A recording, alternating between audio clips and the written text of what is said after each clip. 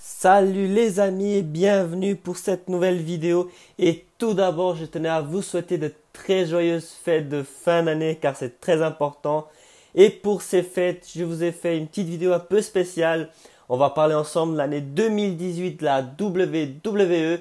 Et pour ce faire, on va revoir toute l'année sur certains points, un peu comme l'a fait la WWE qui ont attribué des prix à leurs superstars. On va faire à peu près la même chose. Du coup, je vous laisse découvrir tout ceci tout de suite.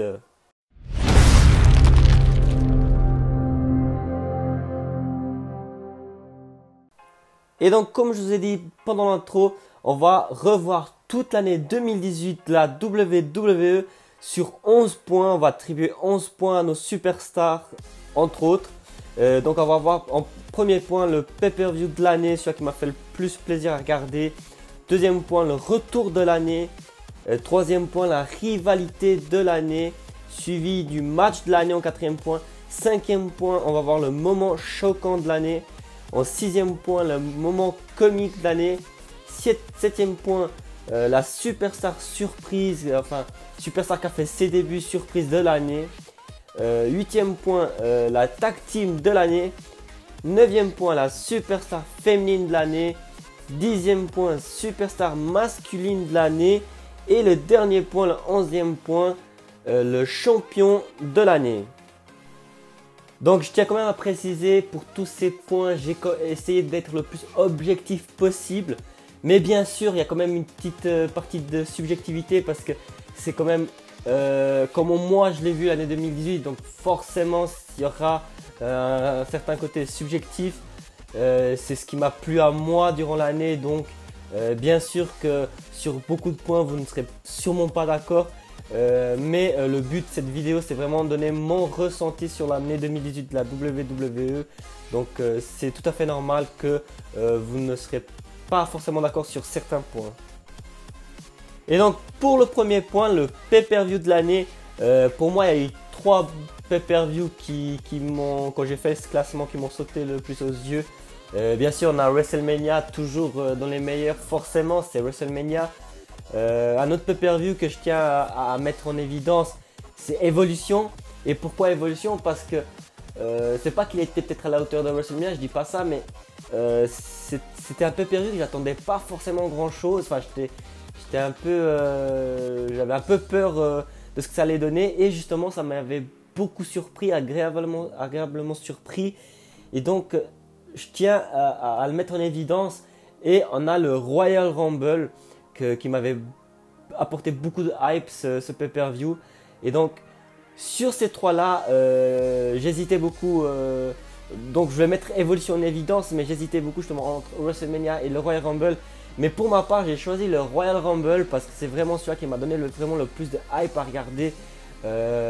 Bon, c'est le Royal Rumble, forcément il y a des surprises, il y a des retours.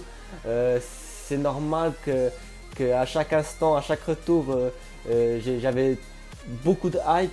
Donc c'était peut-être un peu normal aussi avec le Royal Rumble féminin qui a fait revenir beaucoup d'anciennes superstars. Et forcément, en voyant Trish Stratus, en voyant Lita revenir, ça fait le moment de nostalgie. Et ça m'a fait vraiment beaucoup aimer. Mais pour ma part, moi, donc j'ai mis le Royal Rumble pour le pay-per-view de l'année. Pour le deuxième point, on a donc le retour de l'année. Et là, encore une fois, plusieurs retours m'ont sauté aux yeux, dont 3 retours.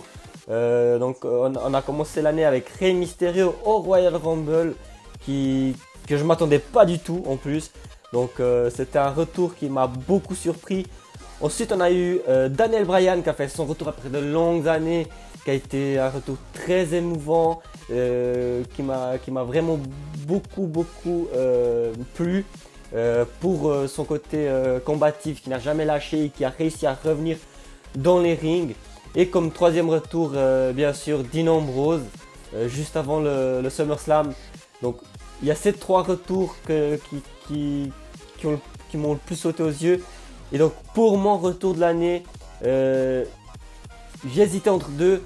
Daniel Bryan pour le côté émouvant et Rey Mysterio pour le côté surprenant, parce que je m'attendais vraiment pas. Et je vous dis, quand j'ai vu Rey Mysterio arriver au Royal Rumble, j'étais surexcité. Et donc, je suis parti du côté, du côté surprenant et j'ai choisi Rey Mysterio comme retour de l'année parce que Rey Mysterio c'était une de mes superstars favorites dans les années fin 2010. Donc forcément, ça m'a vraiment surpris du côté en bien quand il est revenu au Royal Rumble. Et du coup, quand j'ai appris qu'il allait revenir à la WWE, j'étais vraiment très content. Et du coup, pour moi, le retour de l'année, c'est Rey Mysterio. Et pour le prochain point, donc la rivalité de l'année. Et donc, 3 rivalités de l'année en évidence. La première, Brock Lesnar, Roman Reigns, qui a duré beaucoup de temps et qui a montré le côté de Roman qui ne lâchait jamais. Une autre rivalité, toujours Roman et le Shield cette fois-ci, contre Braun Strowman et Dolph Ziggler et Drew McIntyre. Alors cette rivalité était très intensive. Et la troisième rivalité, Becky Lynch contre Charlotte Flair. Et donc sur ces 3 rivalités, on a donc Brock Lesnar et Roman, que pour moi sur les 3 est la moins bonne. Pourquoi? Je vous explique pourquoi. À mon avis, à cause du public. Le public ne voulait pas de Roman en tant que challenger, c'était clair. Et du coup, il n'accrochait pas à la rivalité, il ne voulait pas suivre la rivalité. Et je trouve que ça a fait que ça a amoindri l'intensité de la rivalité entre les deux.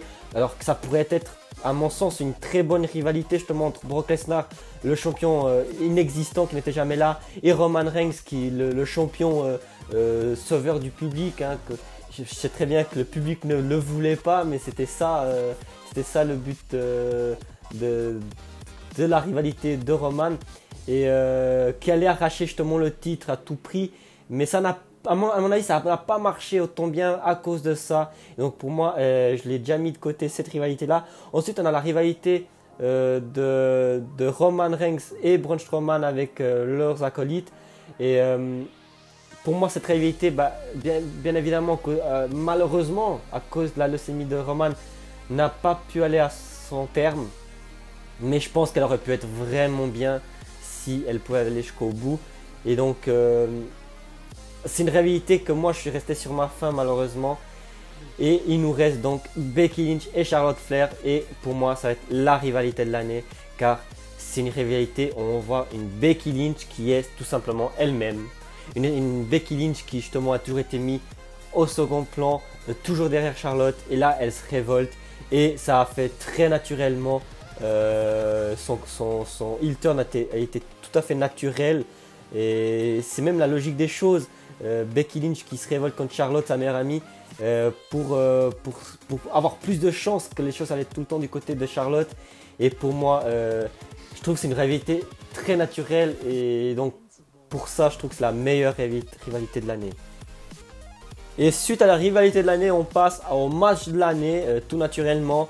Et pour le match de l'année, alors j'ai essayé de mettre bien sûr que des matchs qui se sont passés qu'à la WWE, dans le sens où j'ai pas voulu aller les dénicher à la NXT parce que pas forcément tout le monde regarde la NXT. Moi oui, et je vous conseille même pour ceux qui ne regardent pas la NXT de commencer à regarder parce que je vous promets que beaucoup de grands matchs sont sortis de la NXT cette année-là.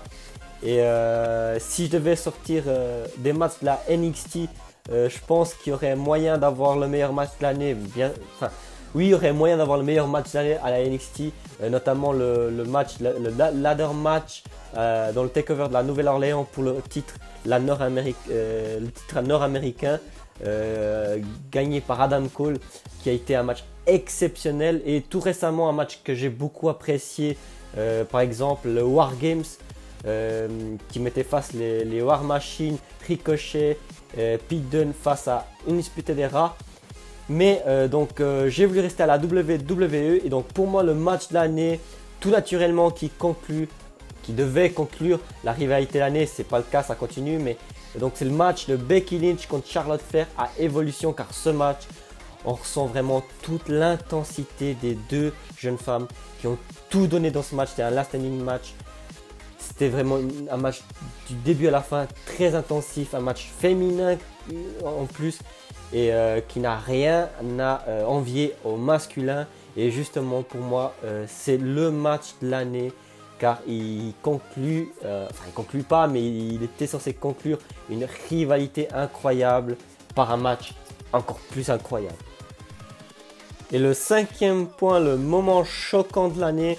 Alors la WWE, ils avaient attribué le moment choquant de l'année à Randy Orton quand il a mis le tournevis dans l'oreille de Jeff Hardy.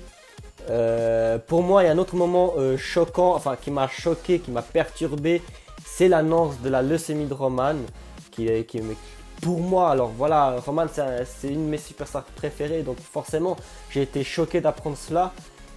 Mais pour moi, donc c'est le moment choquant de l'année, c'est l'annonce de Roman Reigns, sa leucémie, qui m'a tout simplement beaucoup touché et qui m'a choqué au plus profond de moi. Donc pour moi, le moment choquant de l'année, c'est l'annonce de Roman Reigns.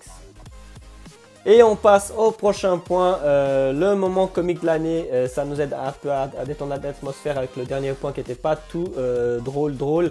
Donc le moment comique de l'année, je pense qu'il n'y a même pas besoin de chipoter. Bien sûr, Titus O'Neil au Greatest Royal Rumble.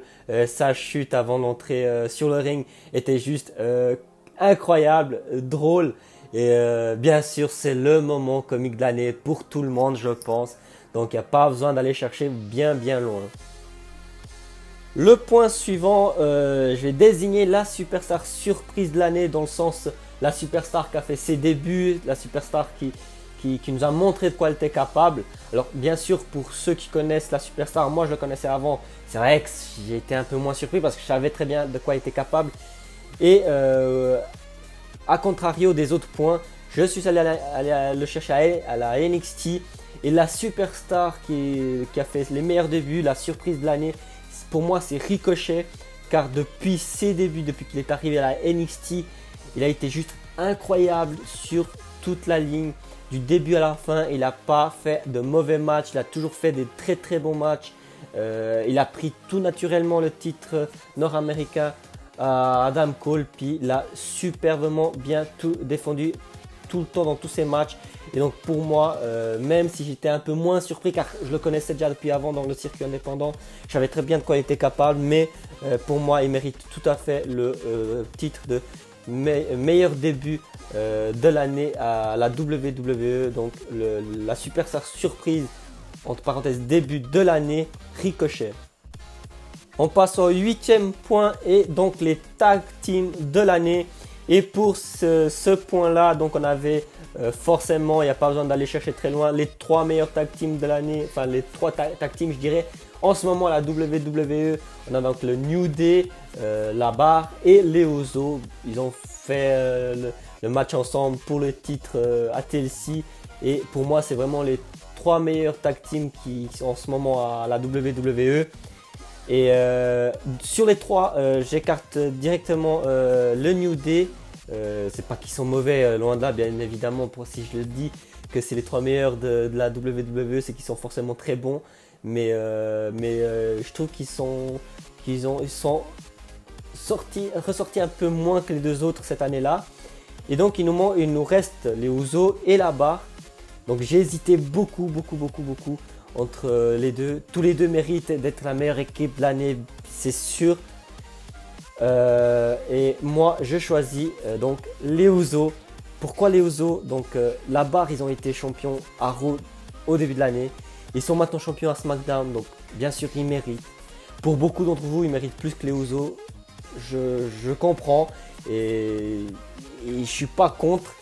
Mais moi je mets les Usos tout simplement parce que les Usos, bon, ils étaient champions à SmackDown. Et le petit plus, c'est que les Usos, même quand ils n'ont pas été champions, pour moi je trouve qu'ils ont très bien fait par les deux. Ils ont fait du très bon travail en tant que champion et en tant que non champion. Et pour moi, c'est le petit point qui m'a fait départager les deux équipes. Parce que sinon, je vous promets, j'arrivais pas à départager les Usos et la Barre. Donc pour moi, grâce à ce point-là, je trouve j'ai mis les Usos en tant que tag team de l'année. Et le 9e point, c'est la superstar féminine de l'année. Et tout le monde va me crier Becky Lynch.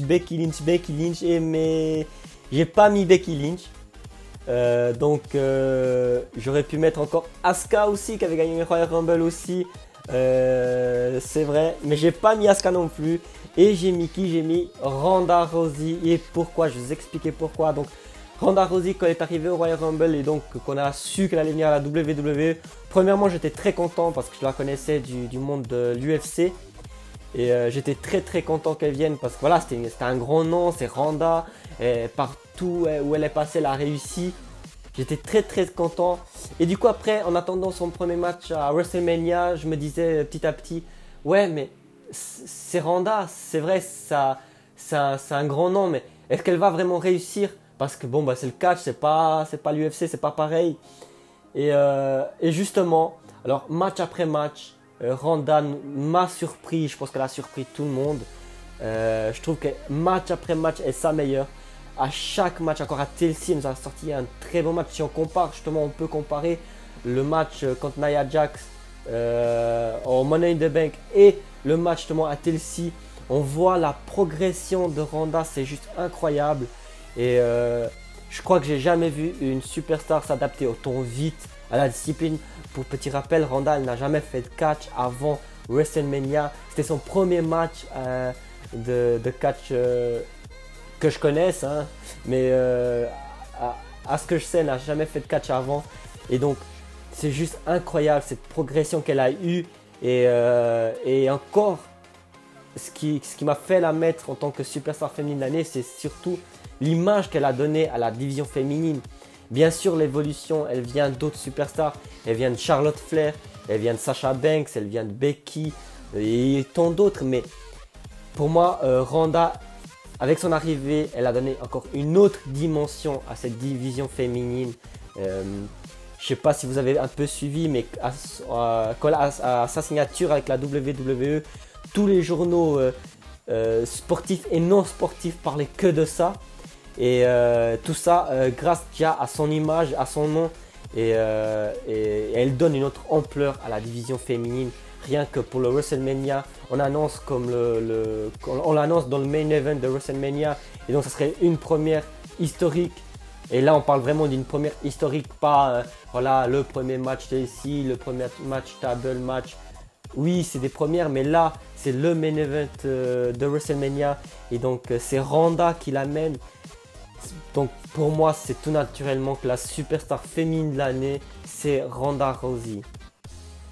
Et on passe au prochain point, l'avant-dernier point, la superstar masculine de l'année.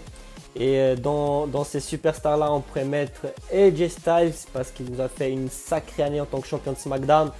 On pourrait mettre Seth Rollins qui nous a fait des très bons matchs. On pourrait encore mettre Drew McIntyre ou encore Roman Reigns. Mais pour ceux qui regardent mes vidéos, je pense que vous le savez très bien qui je vais mettre comme superstar masculine de l'année. Et oui, Seth Rollins, pour moi, c'est la superstar masculine de l'année car il a fait des matchs juste incroyables, les uns après les autres. Les moins bons matchs de Seth Rollins, c'est quand il s'est intégré au Shield, quand il y a eu la réunification du Shield. Donc en tant que solo, Seth Rollins nous a juste sorti des matchs à couper le souffle. Un petit match, un petit rappel de match, notamment contre Dolph Ziggler qui était juste incroyable, ou alors contre le Miz qui était juste magnifique. Donc Seth Rollins pour moi a donné une autre image au titre intercontinental, sachant qu'il n'y avait pas le titre universel pendant la plupart de l'année à Raw. Seth Rollins a donné une notoriété à ce titre juste incroyable, alors que c'est un titre secondaire justement. Et donc pour moi, Seth Rollins, vous le savez très bien ce que je pense de lui. Il mérite plus de chance, enfin une chance plus grande, donc une chance pour le titre universel par exemple. Parce que pour moi, Seth Rollins nous a fait juste une année juste incroyable et des matchs à couper le souffle. Et donc c'est tout naturellement que je mets Seth Rollins comme superstar masculine de l'année. Et donc on passe au dernier point, le champion de l'année. Et dans ces champions, on en a eu des bons. Notamment AJ Styles en tant que champion de SmackDown qui a fait un long règne de malade. On peut mettre encore, enfin on peut parler encore de Seth Rollins et son championnat intercontinental qui était juste aussi très beau. Et comme je vous ai dit avant, il nous a donné une autre image du titre, une autre notoriété du titre.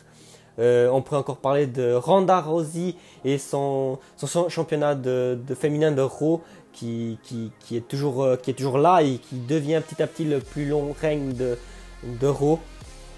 Mais bien sûr, vous vous attendez tous je pense, c'est sans surprise. Pour moi, le champion de l'année, championne en l'occurrence, c'est donc Becky Lynch. Car Becky Lynch, tout le monde l'a voulu en tant que championne. Elle l'a été et justement, elle n'a pas déçu. Pour moi, ça a été pas la meilleure championne en tant que dans ses matchs dans le ring, etc. Mais vraiment la championne qui a apporté le plus de hype.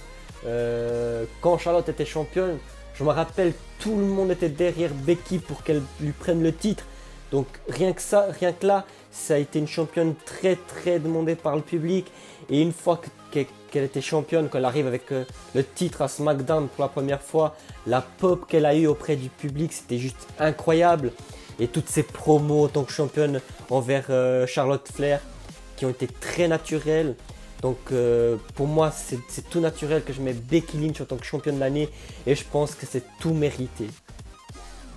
Et donc voilà, c'est comme ça qu'elle se termine cette vidéo, la vidéo de l'année 2018 de la WWE. J'espère que vous avez apprécié. Comme je vous l'ai dit au début de la vidéo, même si j'ai essayé d'être le plus objectif possible, ça reste un classement subjectif forcément. Et donc, si vous n'êtes pas d'accord avec mes superstars choisis, laissez en commentaire vos avis, quels ont été vos superstars préférés de l'année. Laissez un petit pouce bleu si vous avez apprécié la vidéo. Partagez les vidéos si vous voulez me soutenir. Et encore une fois, je vous souhaite de très joyeuses fêtes de fin d'année. Et je vous dis à tout bientôt pour une prochaine vidéo.